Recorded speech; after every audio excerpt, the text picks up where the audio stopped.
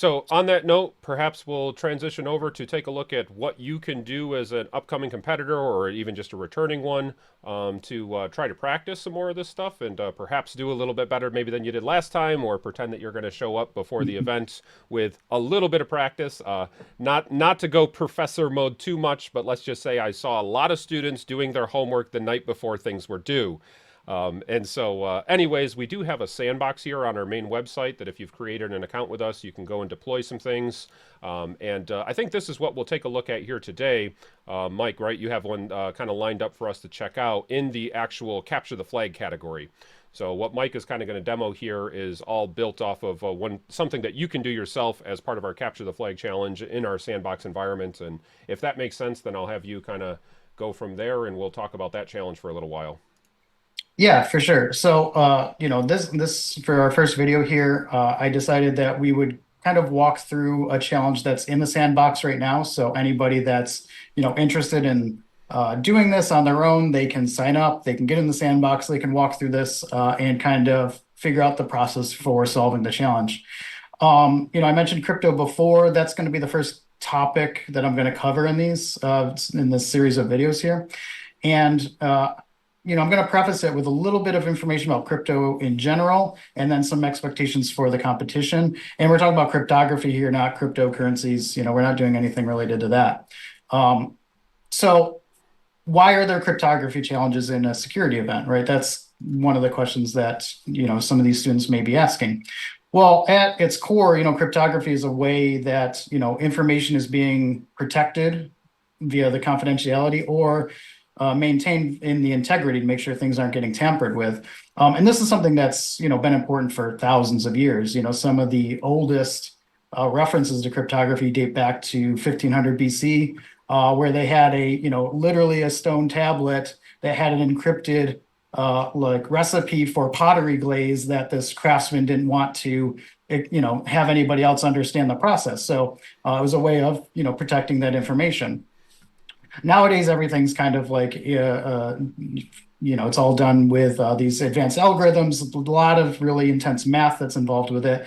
So there's kind of two different distinct categories of cryptography. There's the classical stuff, which is kind of the areas that I target when I put together challenges for the event, because those are more approachable from somebody that doesn't have, that background or that experience in the higher level math. But the concepts are kind of the same. So if the goal in cryptography is to protect the information, then if you have a way to break that protection, it may give you an advantage. So, for instance, if you have there's a conflict happening, your enemy is sending encrypted communications to their allies, and you have a way to break that and see what's going on, you're going to have an advantage, right? This is what we saw back in World War II with the Enigma, the way the Germans were transmitting messages to each other, and the allies, they found a way to break that, and now they had this information that they could act on that the Germans didn't know that had been broken. So it really had a big impact in how the war went. So for those reasons, it's important to kind of make sure everybody understands how crypto is used. And in that way, we develop some challenges for the competition. So going back a little bit, we have some challenges in that CTF environment on the sandbox. So we'll pull this up here right now. And the one I'm going to be going over is called Crypto 201. So once you're logged into the sandbox, we have 9 CTF challenges right now that you can go after. The one that we're going to be talking about right now is Crypto 201. So I selected this one for a couple of reasons, right? First of all, it demonstrates real world crypto use. And two, it's completely solvable without any tools, right? You can just make some simple deductions to get the answer. So if we take a look at the challenge, one thing I want to point out is that all the information that you need for this is generally provided in the title, in the description, or in the attachments, right? So use all that information to your advantage. In this case, the title just says Crypto 201, not very useful. And the description basically just says decrypt the secret message and capture the flag. And we have 3 files that are attached to this. We have one that's called message.txt, one that's called message.inc.txt, and one that's called secret. So you can click on each of these and it'll show you the files themselves and you can download them to take a look. So let's just discuss like what information are we getting from the file names themselves? What deductions can we make from that? So James, any kind of thoughts off firsthand on what we're seeing from the downloads here? Yeah, so definitely something that always jumps out at me, and anytime I'm doing CTF is like pattern recognition immediately. What about the names might be somehow give it away? Like again, the crypto 201, sometimes even just the name of the message can really give it away, things I should be looking at. But definitely the files themselves, it's like, okay, one of them's called message and one of them's called message inc. Okay, maybe those two things are related somehow. And then, of course, you want to do the opposite and say, well, what's the odd one out? All right, and so how can I then take the one that says secrets and relate it in some way to the other things that might look the same. So again, this is kind of what Mike I think was talking about of, anytime you're doing crypto, a lot of it comes down sure to technical skills, but a lot of it is not. A lot of it is just can you figure out puzzles and do pattern recognition and stuff like that. So those are definitely some things that pop right out to me. Definitely when you clicked on some of these files too, there was some intelligible information, such as in this file, and in the previous file, I'd say there was some, well, let's say less intelligible information. So a thing that I'm kind of processing as you're saying this is like, okay, take a deep breath. Be prepared to see some things that I have no idea what the heck this is. Like that's half the point in figuring out the puzzle. If it was obvious, it wouldn't be a puzzle. So I don't know. Those are some things that immediately, just with what you've said and as you're talking, like they jump right out at me like that. Yeah, no, you're exactly right. So you're right on target with that. So the message here, we have a plain text message. It contains a whole bunch of string. It's a whole bunch of words. It's kind of weirdly formatted, but it's something that we can read. It's our plain text message. Now we have this message inc file, which looks like a bunch of random who knows? It's just a bunch of hex values, right? But if you're just comparing the two file names. Yeah, you're right. The message.text is our plain text message, and message inc is our encrypted version of that same message. So let's just start with those. So if we look at message.text, we have a few lines here, a dozen lines or so, a bunch of words, and it's kind of they're all kind of formatted, padded out here, and it's definitely kind of interesting here. We have five words, 13 lines or so. So that's our plain text message. Now, if we're looking at the encrypted message, it's kind of formatted pretty similarly. We have these hex strings, and it looks like kind of a similar layout, right? There's about 5 across and another dozen down. So there's definitely a correlation that can be made here. So we're gonna take a look a little bit closer. So what I did is I downloaded these files and I threw them into a text editor so we could take a look at them a little more closely. So here's again the plain text message file, and then what I did is I separated out each word individually. But let's take a look at each one here. So what do we have that's unique? So we have essentially a word and then a handful of spaces, and it's all kind of padded out the same. So if we look at the size of this, it is, as it says here, 16 bytes, right? 16 characters. And, character, a byte, 8 bits. So that gives us 128 bits of data in this, essentially this block, this one word. And if we go across, we see that, in fact, each one of these is 16 bytes, right? These are all kind of padded out to 16-byte blocks. Okay, great. That's a little bit of information. How is that useful? Well, if we look at the encrypted message, we have each of these blocks was 32 hex characters, right? So 32 hex characters, each hex character is 4 bits. So again, we have 128 bits of information on this. So the deduction that we can make for this is that, we have 128 bits of data in each of these words and 128 bits of data in the encrypted. So we can kind of associate that, we have a value for a word and its encrypted counterpart. So, Great. so pro tip out of all of this is if it's spaced or organized, pay close attention because there's a big difference between tabs and spaces. Huge And difference. and Huge difference. that Yeah. definitely makes a big difference for problems like these. And that comes down to like everything is formatted in this way for a reason, right? There's a reason that this is here, and that should kind of stick out a little bit. Okay, so if we're looking closer at this plain text message, are there any like specific components that kind of stick out as being like what other information can we infer from here? So we can see here that we have like the word keep is appearing a few times. Hmm. We have the word will, right? So we have these things here. So let's reformat this one into the second message here so we can associate each one of these blocks, each one of these strings into its own line. So we can kind of correlate all this stuff out. So like I said, we have these words like will, and it's in here a couple times. So this was the 24th word and the 35th word. Okay, well, let's look at the encrypted one. Let's take a look at that here.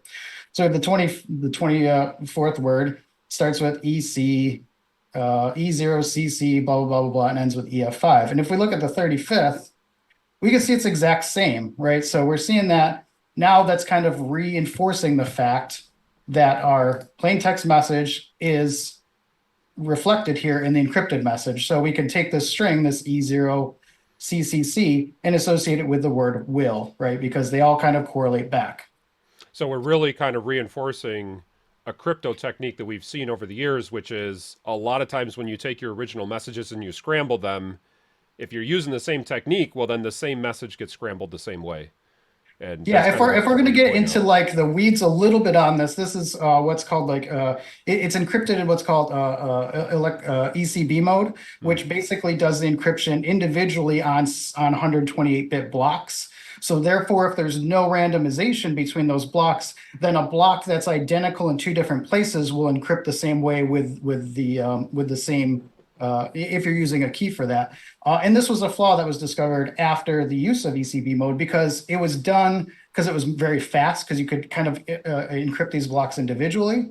But then later on, some evaluation of this showed that, oh, if I have the same data, then all of a sudden we have a little bit of a problem because things aren't getting encrypted in a way that's not reversible, right? You can kind of correlate blocks to known values if they appear in multiple instances.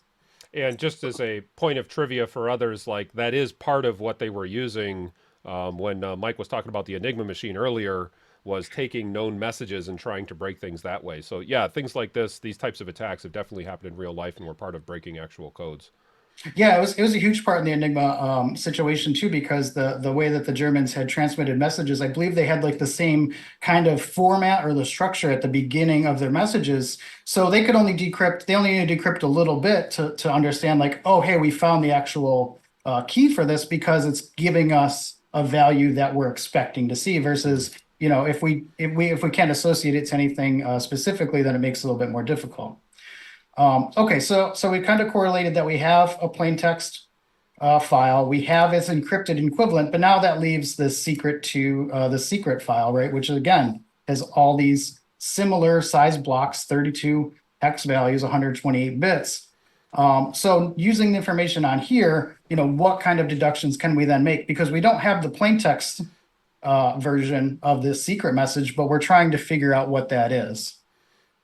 I gotcha. Okay. Yeah, so let's take a look. So as I said before, we had this message too, which we could correlate back. Well, let's look at like the values in here. So we have this first line here. It starts with a 34, 34B, 92B.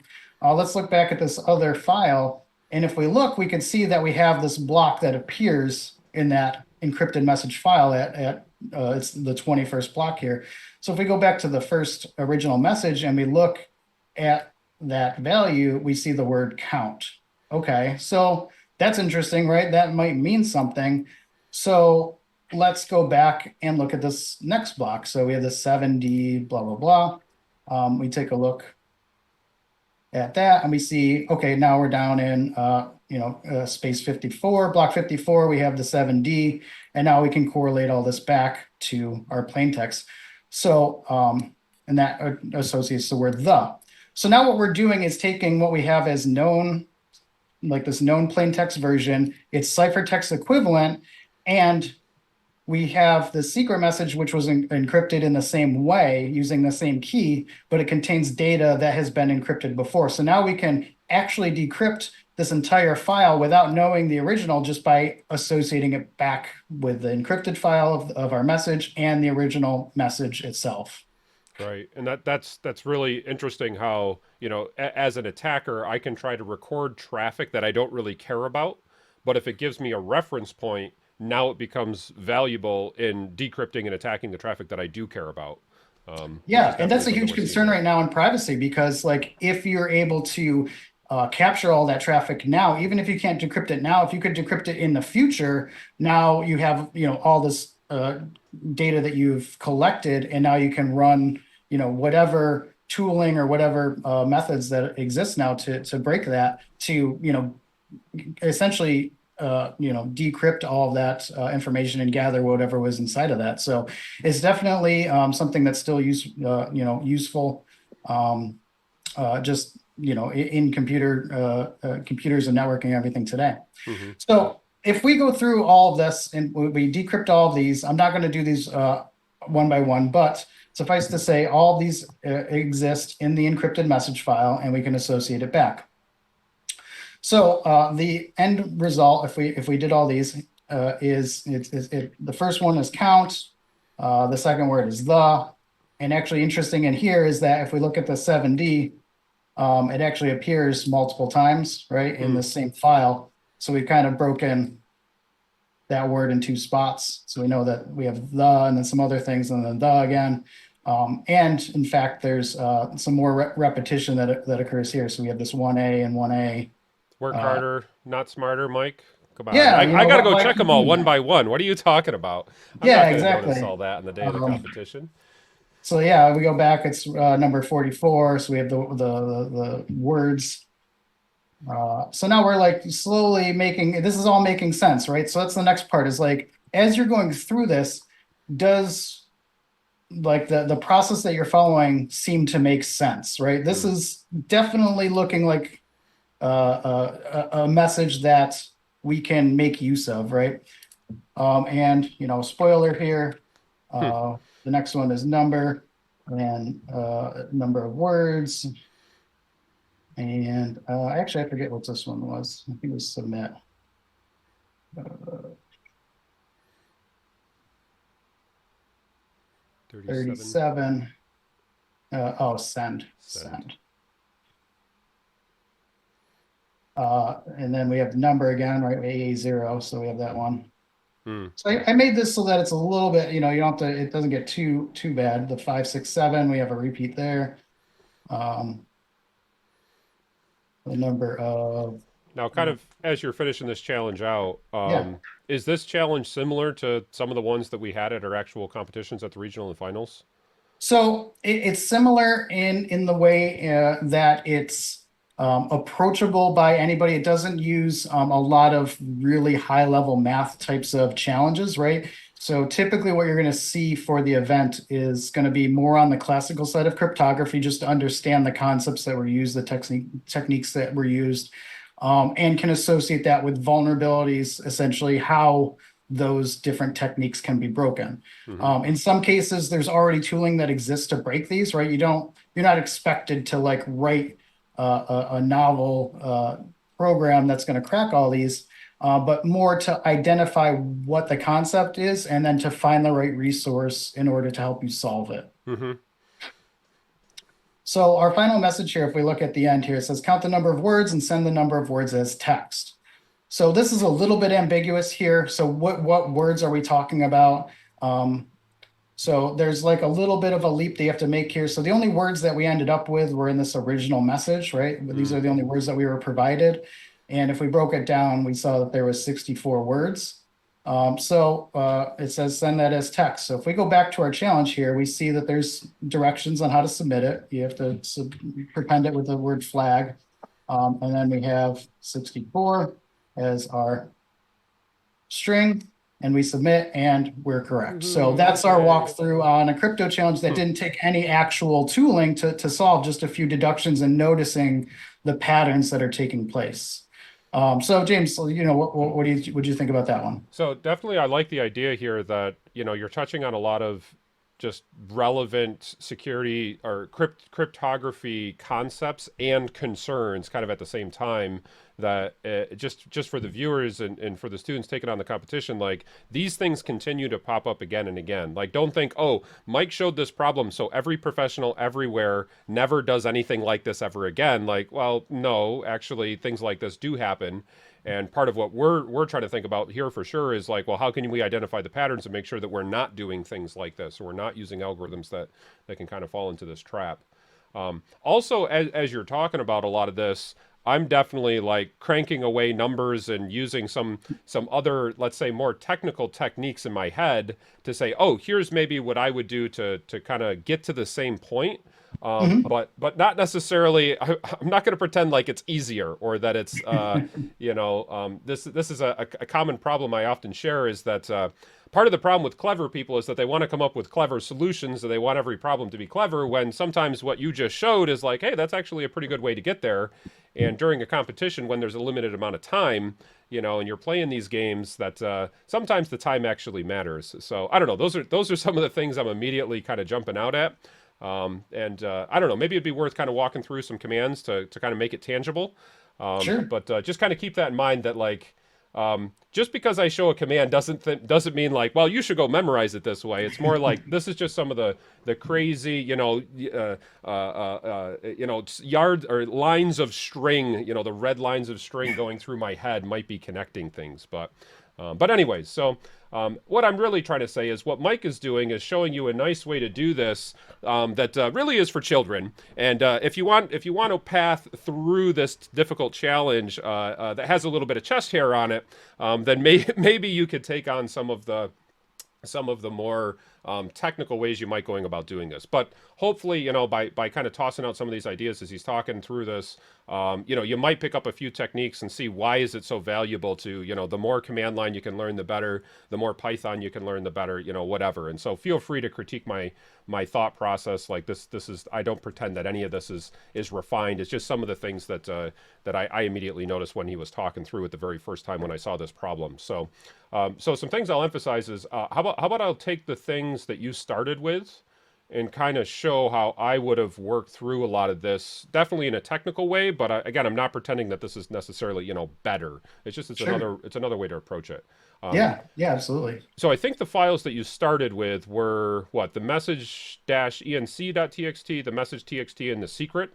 Yeah, Um, that's correct. so I think what I'll do is I'll take those out of downloads, and I'll just put them in my home directory. So just so that I don't mix and match any of the things that Mike did here in this directory, and I'll toss them more just kind of in a folder of their own. So how about I copy those over? We have the message dash encrypted.txt. We have the message.txt, and we have the original secret.txt. And I'll put all of those just in the home directory. So if I go back to the home directory, we should see like, okay, there's the files that he actually started with, the message, the encrypted, and all that. And as he's looking at data, and this is kind of, I think, a big tip, realize, data can be looked at in a lot of different ways. And so when he very first clicked on this, like, this is how the browser shows you the data. It's like, yeah, okay, but how does another program show you the data? Those are also, just other good things to keep in mind. He opened up another like mouse pad type program. It's like, well, how does the data look in here? And so it can always be beneficial to take a look at the data in a variety of different ways, and don't pretend that this is the only way that you should be looking at it as your very first way. So not only can you try to make correlations, but just anytime you can look at a problem in a different way, I think a lot of that oftentimes helps. So how about I just take a look at the data right here at the command line and see what happens when I start just spitting out files at the terminal. So if Yeah. I do things like the original message, that was encrypted, or the encoded one here, .txt, and just cat it out. It's like, okay, there is a big mess of stuff that doesn't look too pretty, but like it's all there, and I sort of see the spacing, and like, okay, fine. I could do the same thing for the other one, the message.txt, and see, well, that one's formatted a little nicer, but still, you kind of have the same general ideas. At least, not really a major benefit for that one. And then what was the last one? The secret.txt. And so again, I'm just looking for initial pattern recognition and sort of seeing how, yeah, the secret does kind of look like that nasty wall of text that the first one was. So I think even just by looking at the data this way, you can start to make these correlations between the data, even though you weren't looking at it through a browser or weren't looking at it through like a WordPad type program. Some things that I also immediately thought when I very first saw this was ugly data. Ugly data. Hey, this is a little nicer. Maybe I could start to make them all look a little nicer. So even just that hint right there of like, how can I try to make these things look a little nicer, especially if I'm sort of in the weeds, let's say, with working at the terminal or working with some program, approaching the data programmatically. And so something I immediately thought was, okay, anytime I'm dealing with data, it's usually easier to deal with the data if it's all in one row or if it's all in one column. And programmatically, when you start having blocks, you get two-dimensional type ideas. And how about I can limit it down to one dimension?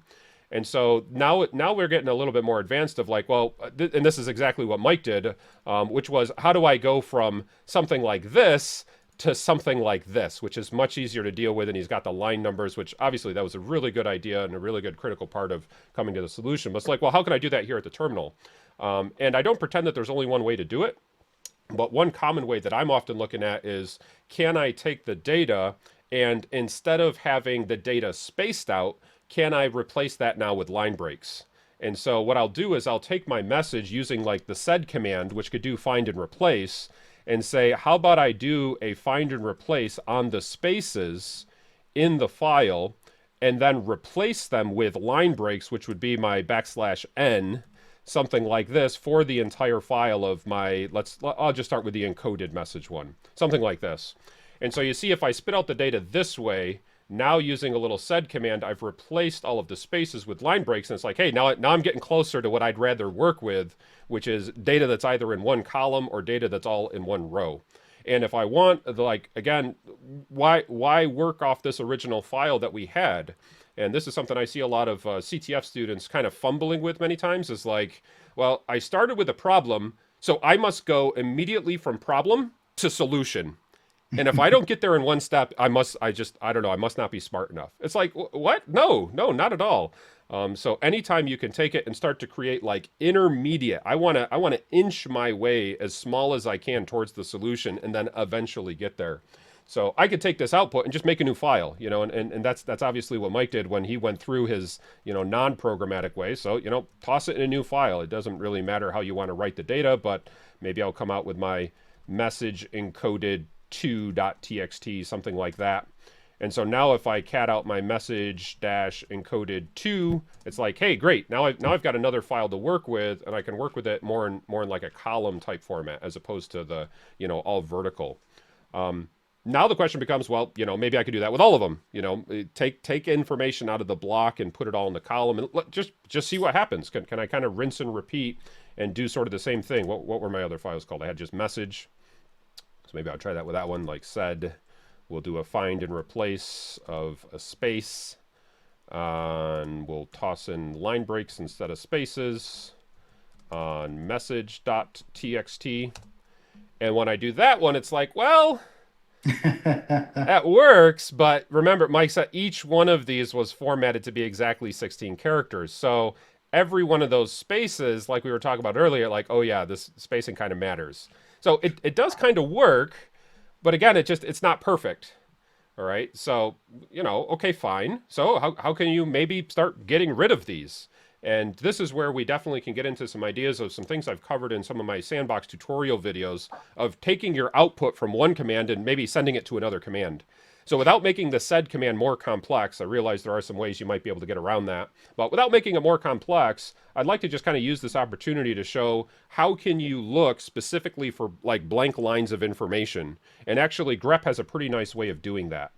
And so with grep, you can look for something like this, a regular expression that starts and ends right back-to-back characters. So again, I won't bore everyone with all the tech details, but anytime you search for something where you have this hat, the shift 6, and then a $, that says the start of the string and the end of the string, they got to be right next to each other. So in other words, you get something that's empty. And so if I take my output now and send it to this, you see, well, now I found all the blank lines. So it's like, okay, great. Well, actually, I want the not that, right? I want the not blank lines.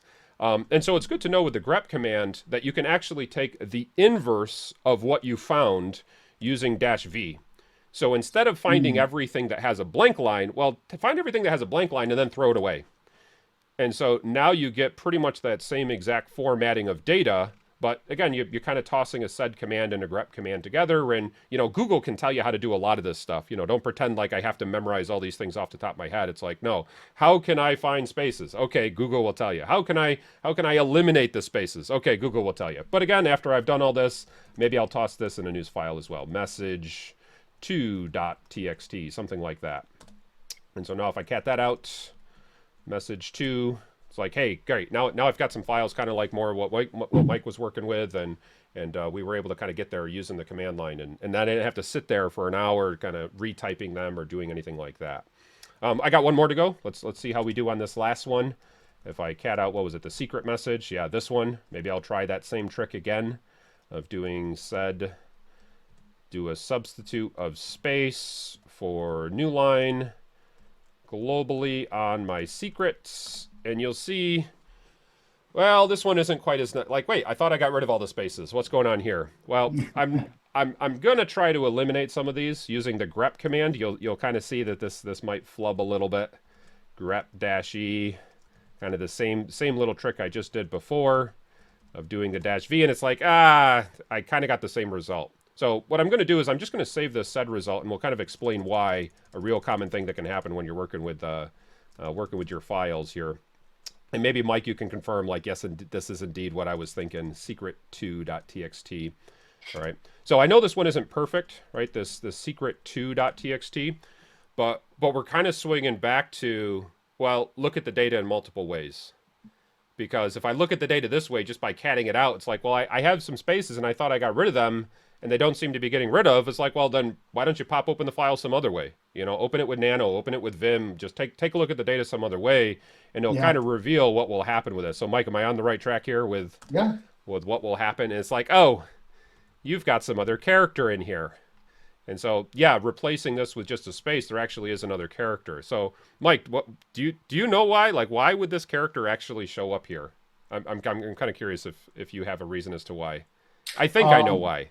I I don't remember the exact reason. I think it's some association with the type of file like being done in Windows or something, but That's I what I can't was gonna remember guess. exactly. Yeah, Yeah. That's exactly what I was gonna guess, was probably the files were created in Windows, and now Linux just reads them a little different. So again, another pro tip: the actual enter button for Windows, the new line character for Windows and Linux, is not exactly the same. So if you have files that you send back and forth from one system to another, you can get these other little artifacts of other characters that actually get left over. So, but I just deleted them out manually. I could go searching for them, but whatever. Delete them out manually because there was only two of them, and I'll do my escape :WQ and save that. And so now I've got a nice little, okay, yeah, it's formatted nicely. I eventually got there. So Yeah, I manually just went and, deleted all those lines. So yours was way faster.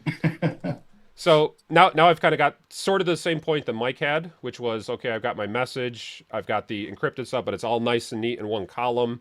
And so now kind of a question becomes, okay, is there some crazy way programmatically, because I don't want to sit there going back and forth between all the files and sort of compare them from one to the next to the next?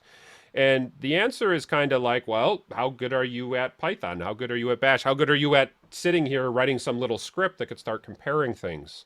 And I don't pretend that this stuff comes naturally. You got to practice it. You need little problems to practice it. So Mike's way, yeah, probably faster than maybe trying to build something and fumble with something like this for a while. But it is a good thing to kind of to work towards sort of in the end. And perhaps kind of where I'm going with this is I might want to start taking a look at every single one of these lines that's in my secret file and seeing, are they in the encoded one, right? The message dash encoded 2.txt, being like, okay, here's maybe where I need to like go find them out of. This is my library that I'm kind of looking through. And so part of the question is like, well, how good are you with the loops? How good are you with going through all the different data and actually seeing, can I check these one at a time to see if it's actually in the file? And again, there's a whole bunch of different ways that you could approach this. I don't pretend that this is a good way or the most efficient way, but it certainly is a way that, might work for me. So I'll start with this like secret idea, the secret2.txt, and say if I cat this out, I've got all of them. And now I could toss this into a for loop to go through each line one at a time. And again, most of the time I might like take the time to write an actual script, but just kind of for simplicity or for just the the stream, tossing them all here on one line is more the direction that I'll go. So I don't have to worry about how do you make a Bash script or how do you make Python scripts, whatever. So your general syntax would be something like this, like for line in, and then you'd have to say where are you getting your data from. And I'd like to get my data from every line in secret2.txt. So I can do the result of like cat secret2, secret, let's spell it correctly, et2.txt, something like this. Put a semicolon and then say do. And now I can see what is this actually going to give me. And if I just do the easy thing, like just echo out the $line variable, that would show me what's actually happening as my loop goes through all this. And then I'll end it with a done. So we'll see as I do this, if I got my syntax correctly, yeah. Now I can call this $line variable inside the loop. And this allows me to go through every single one of these things one at a time. And all that I did was echo it out just to confirm that it was working. And so my next step would be, okay, I don't want to just echo them out one at a time. I actually want to see, like, is this in the other files somewhere? And if so, like, where is it actually located? And so, again, some simple ways that you could search for this particular text is, we're back to grep, right? Just doing a simple grep would be able to tell you, like, does this value actually show up in the actual encoded file that's kind of one per line? And that was what my message... what was it? Message dash encoded 2.txt. I'm trying to remember my file names here that I just created. Let's see if that actually works. Yeah, okay. So every single one of these means that we just went and hit this particular variable, which was every single thing in the secret one at a time, but it actually found them inside the message 2, that the one that was encoded. Now, the fun thing about grep is maybe now you could go and toss in those fancy line numbers that Mike was using out of looking at the data visually using the mousepad program. Okay, and a good way to do that is as part of your grep command, you can add on the -n option, and -n will add in line numbers. So now you kind of get that same result, but now I've got line numbers. I've got the line numbers now of where was this particular value that was in secret found in the library of values. Okay, in all of the values that were located in that original encoded message. So these were all the things Mike was kind of correlating one at a time, line 21, line 54, 7, etc., all the way down the list. So now the crazy part becomes, okay, can I take those line numbers and start identifying the results of all those line numbers out of my other file? And perhaps to just clean this up a little bit more, I don't really care about the value. What I really care about is the line number. So again, either using a command like awk or sed or something like that, or cut, maybe I'll cheat and I'll just use cut. That one's kind of straightforward. I'll take my grep result and I'll pipe it to a cut to be able to separate my data using the semicolon delimiter and take the first field, something like that. Okay, and again, like I said, I've got some videos that kind of go through using some of these commands like grep and cut, but here's where you can kind of get some other options. And effectively what I did was said, on the semicolon, just take the first field, the thing that comes before your very first semicolon, and then toss out the rest. I don't care about that. And so now I've got it restricted down to just those line numbers. And if your gears are cranking here, it's like, hey, wait, this is my new list. This is the list of things that I actually want. I want line 21 and 54 and 7 and all that. So all these things could be created as part of my list. And so that's kind of what I got by running this for loop. By running this for loop, going through one at a time, I was able to figure out what are all the line numbers that Mike was using to kind of correlate his values and find what the answers were for. And so now the crazy part becomes, well, can I go through this list one at a time? Can I take the result of this and actually go through this list one at a time and actually print out the values from the other file? Oh boy. So using this, it's, again, not necessarily the best idea, but actually the result of this for command could be sent into another loop that I want to go through one at a time. Yeah, we're getting a little crazy here, but that's kind of the point, where I could actually take this and say, how about I'll make this will become the result that I'll actually send in to some other for loop, like for answer in all of these individual lines, something like that. And then after all of this is where I'll have my do what exactly. And we'll see if I've got my notation here correct. What I'm really interested in is saying, can I get the line number out of the other encoded file that actually had all of my decrypted messages, the words that were actually in plain text. Hmm. And so, how do you print the line number out of a particular file? Again, there's a handful of different ways you could do that. One way that I'll use, I'm kind of on a SED trip right now, so maybe I'll keep using SED to be able to do that. But using SED, you can actually print line numbers out of files. And so a way that you can print line numbers is to suppress all the other output and only print the line number that you specify. So you can suppress your output by doing a -n, and then just inside quotes, you would want to put what is the number of the line and then a P that you want to print. Now, in my case, I don't want to print line 2. I actually don't want to type the lines at all. That's what I have this ANS variable for. So for every single one of these results, I'd like you to print that particular line number. So I'll say that as a $sign. In order to get it right next to the P, I'll use my curly braces, ANS, close curly braces, something like that. And oh boy, I've kind of run out of breadcrumbs here. What's the file that I want to grab this from? Message? I think this is Message two, yeah. message2.txt, and then I could try a done. And what are the odds that I've got enough breadcrumbs to find my way? I don't know. Whew. I mean, that's pretty close. If you remember, Mike said there were a couple repeated words. Yep. So any word that showed up twice in my message actually now shows up in my results twice. But now I'm kind of to that same point of count the number of words and send the number of words as text. I don't where did that go? I don't know. Something got cut off, but I got it pretty darn close. And so now the kind of question becomes, can I actually go back and get the answer that Mike had by figuring out, well, how many words were there? Again, you can use a command like word count. WC is a nice command for counting things. You can count characters, you can count words, you can count how many lines of text, etc. But you just have to specify each one. Like, are you counting characters? Are you counting lines? Are you counting words? Whatever.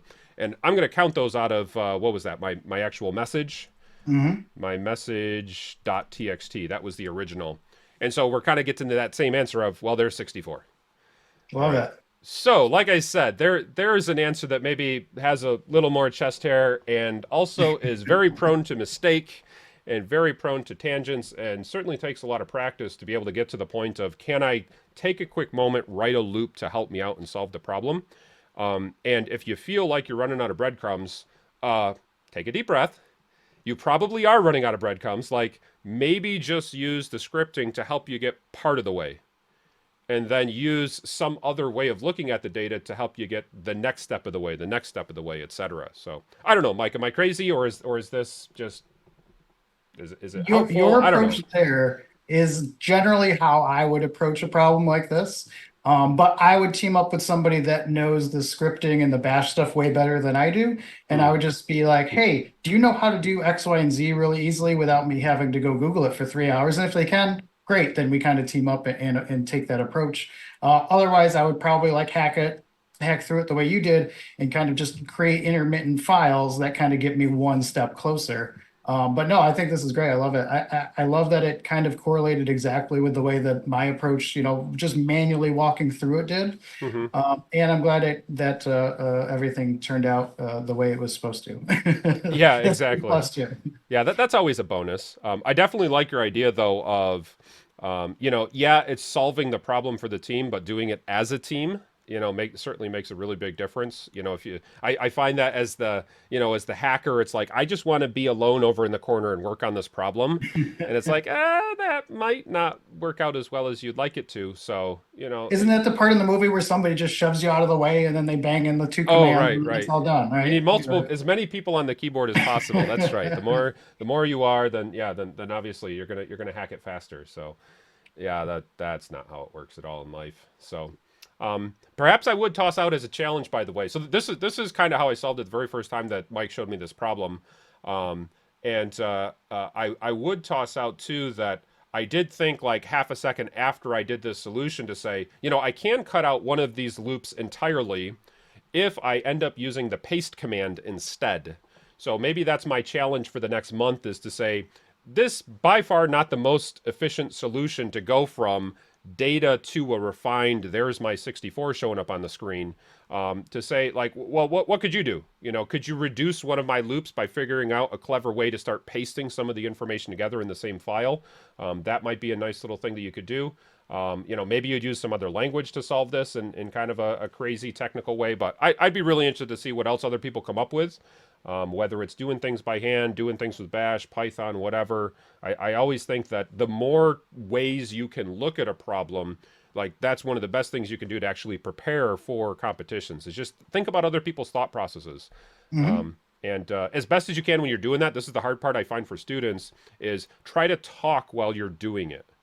It takes practice to actually talk through what am I doing while I'm doing it. It's kind of can be difficult. You want to just sit there quietly and think, but if you're talking through some of this stuff, now the people you're working with can think, okay, is that a good idea? Is that a bad idea? Can I contribute to that good idea and make it a little bit better? So, well, that was that was a journey. Yeah. So perhaps from here we'll do something a little lighter. But there's sort of some crazy technical stuff here for today.